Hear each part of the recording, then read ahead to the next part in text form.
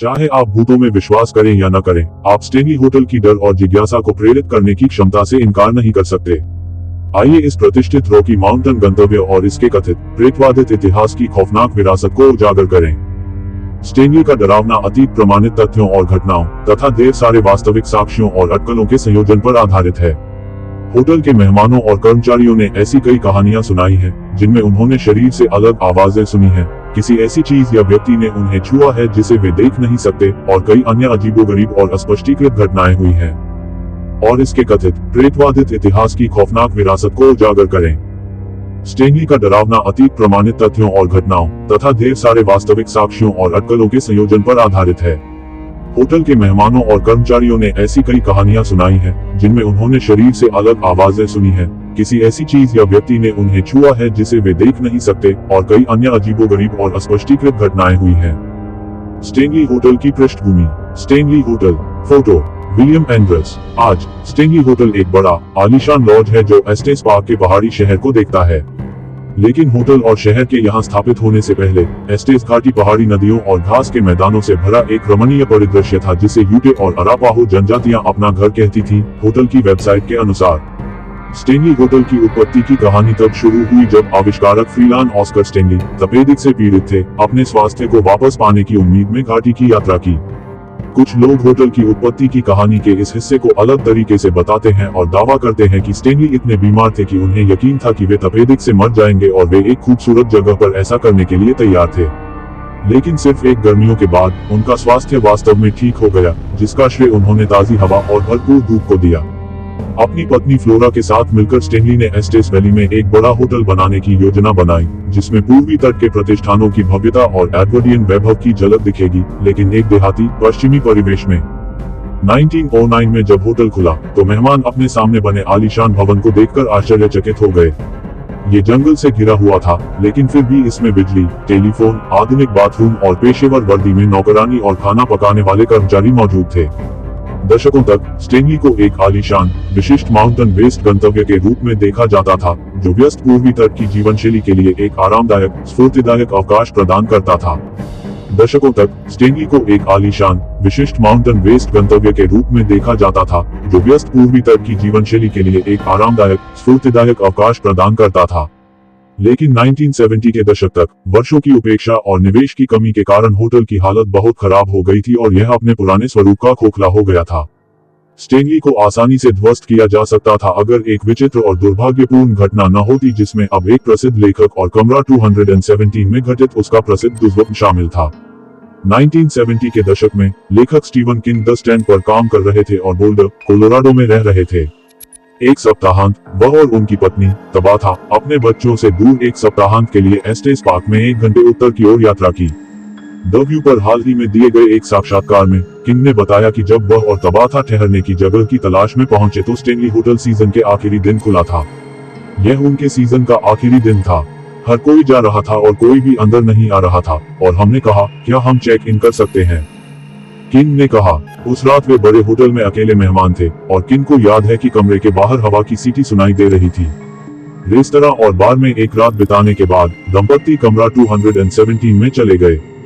एक स्पष्ट दुष्स्वप्न में लेखक ने सपना देखा कि एक कुंडलित अग्नि नली जीवित हो गई और होटल के हॉल में भागते हुए उसके चिल्लाते बेटे का पीछा कर रही थी।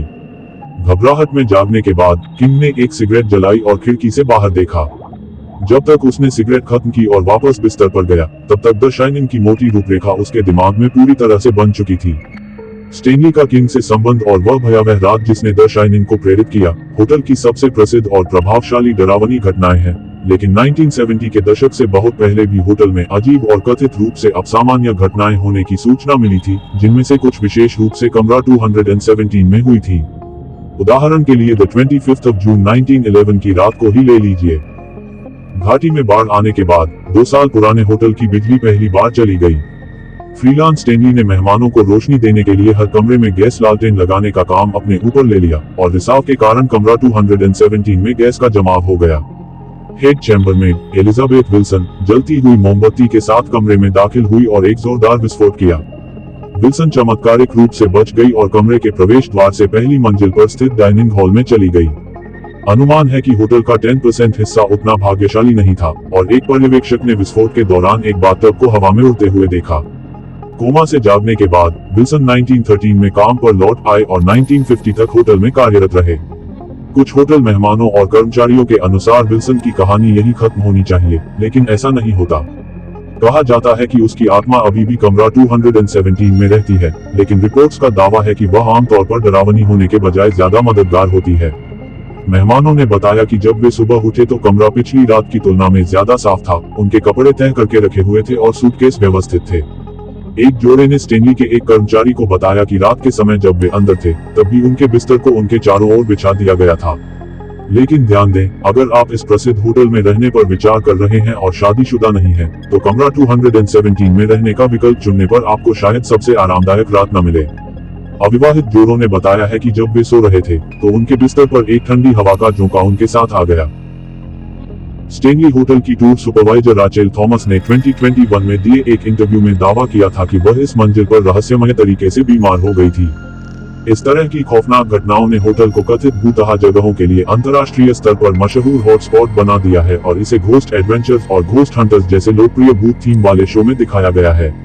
क्या वास्तव में भूत होते हैं या मृत्यु के बाद जीवन संभव है या नहीं, इस प्रश्न का उत्तर देने के लिए हम इस छोटे से लेख में सक्षम नहीं हैं, लेकिन हम आपको 100% निश्चितता के साथ बता सकते हैं कि स्टेनली होटल में कुछ निश्चित रूप से डरावने स्थान हैं।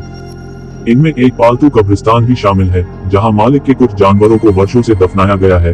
कैसी, एक दोस्ताना गोल्डन रिट्रीवर के बारे में कहा जाता है कि वह अब भी समाचार पत्र पहुंचाता है और बाहर से अंदर आने के लिए दरवाजों पर खरोंच लगाता है, जबकि उसे मैदान में दफनाया गया है। इसके अलावा एक बड़ी गुफा प्रणाली है जो होटल के नीचे स्थित है। आप पूछेंगे कि एक होटल को गुफाओं के नेटवर्क की क्या आवश्यकता होगी। इसका कारण यह है कि स्टेनली के शुरुआती दिनों में यह माना जाता था कि कर्मचारियों को मेहमानों द्वारा देखा जाना गैर पेशेवर है, इसलिए कर्मचारी कमरों और होटल के बाहर रेस्तरां और कपड़े धोने की सुविधाओं के बीच आने जाने के लिए भूमिगत रास्ते का इस्तेमाल करते थे। ऐसा कहा जाता है कि एक पेस्ट्री शेफ का भूत गुफाओं में रहता है, जैसा कि वहां अक्सर मिलने वाली पके हुए खाद्य पदार्थों की आकर्षक और रहस्यमयी गंध से पता चलता है। कुछ लोगों के अनुसार कमरा 401 होटल का सबसे डरावना कमरा है और कुछ लोगों के अनुसार इसमें एक अप्रिय पुरुष भूत का वास माना जाता है। महिलाओं ने दावा किया है कि कमरे की अलमारी में खड़े होने के दौरान उन्हें किसी अज्ञात व्यक्ति ने अनुचित तरीके से छुआ था। एक व्यक्ति ने दावा किया कि उसने अपनी शादी की अंगूठी को बाथरूम के काउंटर से अचानक खिसककर सिंक की नाली में गिरते हुए देखा। हॉल के नीचे कमरा 407 में कई मेहमानों ने एक अजीब अनुभव की बात कही है, जैसे कि उन्हें किसी अदृश्य शक्ति द्वारा बिस्तर में लिटाया गया हो, तथा अन्य ने महसूस किया है कि कोई व्यक्ति बिस्तर के पाए पर बैठा है, तथा जब उन्होंने प्रकाश जलाया तो उन्हें बिस्तर के कवर पर एक गड्ढा के अलावा कुछ नहीं दिखा। कमरा 428 में कुछ लोगों ने सोते समय बिस्तर पर एक चरवाहे को मंडराते हुए या कोने में खड़े हुए देखा है। इस कमरे के ऊपर कोई कमरा नहीं है, फिर भी पिछले कुछ सालों में फर्नीचर के हिलने और छत से कदमों की आवाज जैसी अजीबोगरीब आवाजें आने की कई रिपोर्टें मिली हैं। अपनी अलौकिक प्रतिष्ठा के बिना भी स्टेनली होटल घूमने के लिए एक सुंदर, आकर्षक जगह है, लेकिन भूतहा अनुभव करने की क्षमता के साथ दुनिया भर से मेहमान यहाँ कुछ गहन और अकल्पनीय देखने की उम्मीद में आते हैं। अगर आपको यकीन नहीं है कि यहाँ दिखने वाली चीजों से ज्यादा कुछ हो रहा है, तो आपको एक कमरा बुक करना होगा और खुद देखना होगा। Affiliate link. जब आप ऐसा करें तो चौथी मंजिल पर बुकिंग के लिए अनुरोध करें, क्योंकि खातों के अनुसार माना जाता है कि यहीं पर आपको कुछ अनुभव होने की सबसे ज्यादा संभावना है।